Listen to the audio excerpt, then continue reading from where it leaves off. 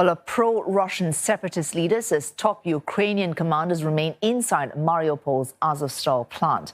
That is despite the evacuation of hundreds of Ukrainian troops from that facility.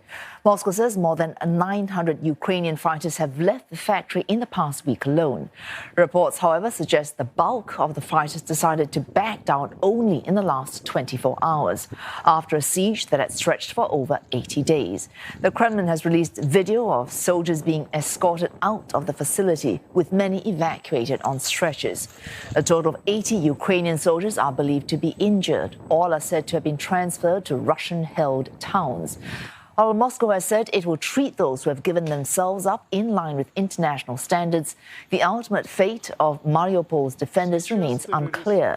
The Russian parliament has fiercely dashed Kyiv's hopes of any prisoner exchange, saying criminals should not be swapped. Other Russian lawmakers have even gone so far to suggest their execution. A separatist leader in Ukraine's east says the decision will be left up to the courts. Meanwhile, Moscow has accused Kyiv of not wanting to continue peace talks, saying Ukraine lacks the will to go ahead. Hopes for a breakthrough in negotiations have sunk to new lows, both sides trading blame for the ongoing hostilities.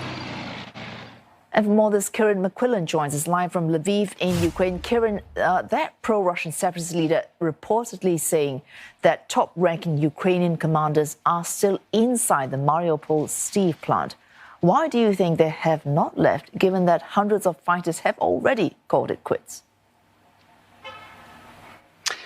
Well, this is very interesting because the Ukrainians themselves are being very tight-lipped about how many are left inside that plant. This information that you mentioned about some of those top commanders inside the Azovstal plant is coming from the leader of the Donetsk People's Republic. This is a breakaway area of eastern Ukraine, which has been under Russian control since 2014.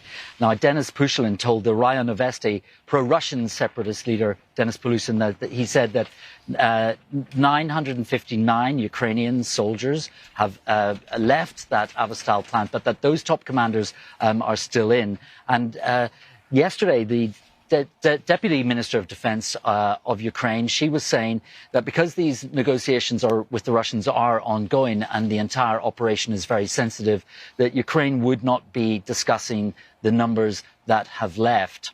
Now, there seems to be a bit of a spin of different narratives here, of course. On one side, the Ukrainians are portraying this as a humanitarian evacuation. On the other side, the Russians are portraying this as a surrender, as a capitulation. Kremlin spokesman Dmitry Peskov was asked about these conflicting narratives today, and he said there can just be one interpretation, that the troops holed up down there, had laid down their weapons and had left. Now, the very influential American think tank, the Institute for the Study of War, says that Russian audiences have been a little bit dissatisfied with this surrender deal negotiated with the Ukrainians. The Russian audience believed that the Azovstal fighters would defend till the end, as did the Ukrainians themselves, and that they would die on the spot in that plant. And they feel, some bloggers in Russia feel, that this is a sign of weakness. They have been ridiculing the Ministry of Defense, for example, online for taking them out. And in response, the Russians have organized a very hasty press tour for all Russian-based media down there tomorrow. So, as you can see, the messaging around this is very complex, and it does show this fog of war that we are in terms of information. Well, Kieran, the first war crimes trial of a Russian soldier underway in Ukraine. Any news on that, and any more conflicting messages as well?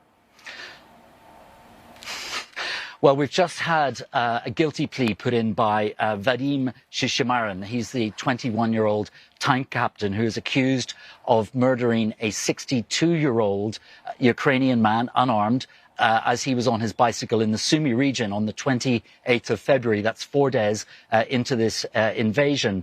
Now, he does face life in prison if he is convicted. But again, there are some very serious questions around this trial.